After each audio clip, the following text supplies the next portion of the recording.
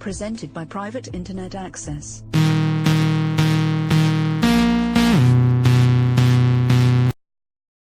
So, Joerg, you created the first brick-and-mortar store to accept Bitcoin. Not just the first restaurant or bar, but the first physical store ever in the world. That is right correct. here in Berlin. Room 77, the famous and possibly even infamous Room 77. No, famous. Let's go with famous. Why Berlin? Why is everybody in Liberty converging on Berlin right now from all over the world? You've been leading these meetups. You know the community.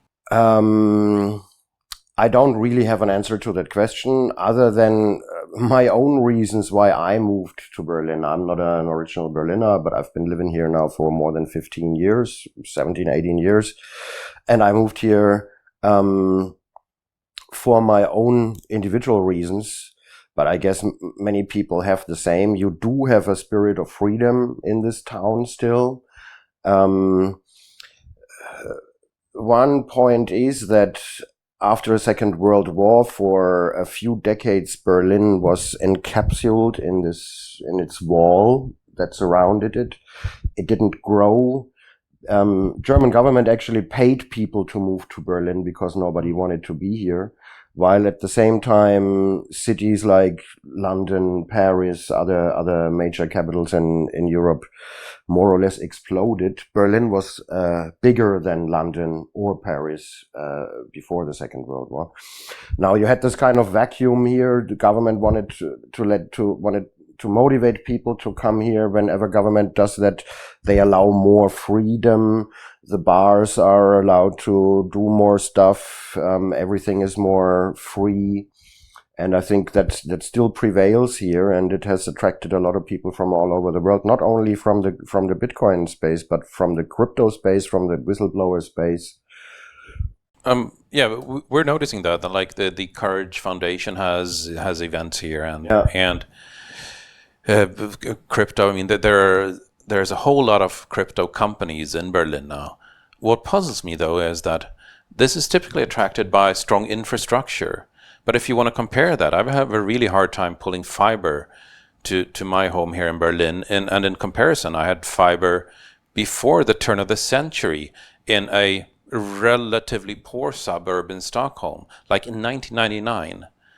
And the telco here, I mean, the best telco offer I've found so far, agreed I haven't looked at all of them, but the most allowance so far is 8 gigabytes per month on a cell phone contract. Yeah. My contract in Sweden now is unlimited. They literally told me this morning, if you can download terabytes of data, go ahead and do it. It's included in your contract.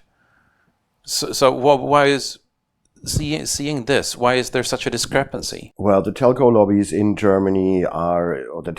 Germany is absolutely strong, and they can more or less do what they want. Limitation of bandwidth is of course political. They want that to make more money, and yeah, lobbyism is very strong in Germany. Other than that, nothing I can say. And the fact that we have so many tech companies moving to Berlin and doing stuff here is despite the telco infrastructure, not because of the telco infrastructure. I'm noticing you're equating internet infrastructure with telco infrastructure here. That's not an equivalent in many parts of the world. Okay, to me it kind of is. Okay, just to give a background here, from my native country of Sweden, what happened with the internet rollout was that it was actually handled by entrepreneurs who did not have the legacy baggage of having copper lines that must make a profit. And because they didn't have this baggage, they were fibering buildings wholesale and doing so at very, very competitive rates, on the order of 25 euros a month for 100 over 100 symmetrical. So since you didn't, basically, I guess what I'm saying is that telcos are strategically aware that the internet will absolutely kill their existing business. Okay. Same thing with cable television. Why would I pay for a crappy 9.6 kilobit line that can only be used for their voice application when I have 100 megabit general purpose bandwidth in the world? Yeah, of course. But in what we had, at least in Germany, but I think it's the same in other countries, we had the Deutsche Bundespost, national, well, not a private corporation, but a government institution running the phone lines in Germany, basically the Deutsche Mail, responsible for letter mail and telephone.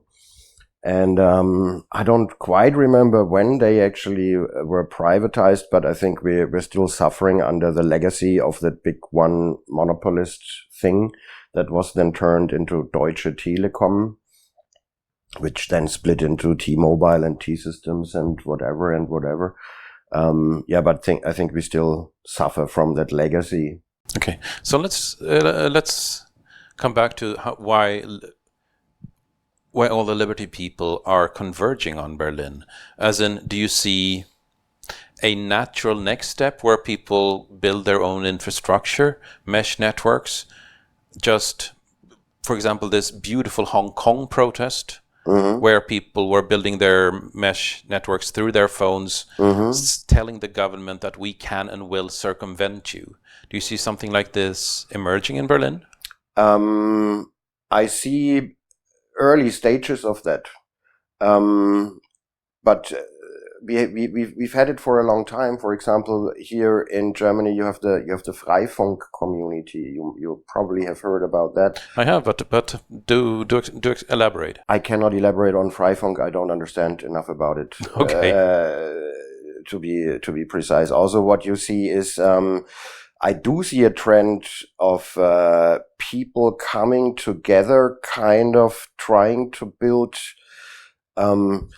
actual local communities. These might be even movable communities. People experimenting with sea freight containers, for example. There is a strong sense for a need of decentralization on the one side and for being self-sustainable on the other side. Also sustainability. Absolutely. So if I'm trying to summarize, there is a huge move to Berlin right now from people who are liberty-minded and sustainability-minded.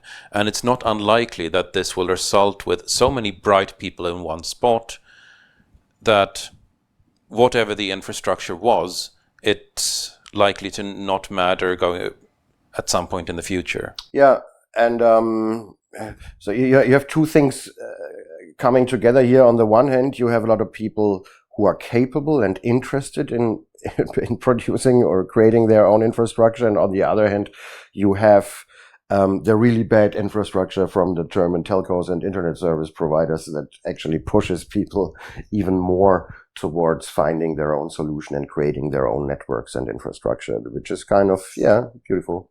It's like the worse banks are, the more they drive people into Bitcoin. The worse telcos are, the more they drive people into building their own stuff.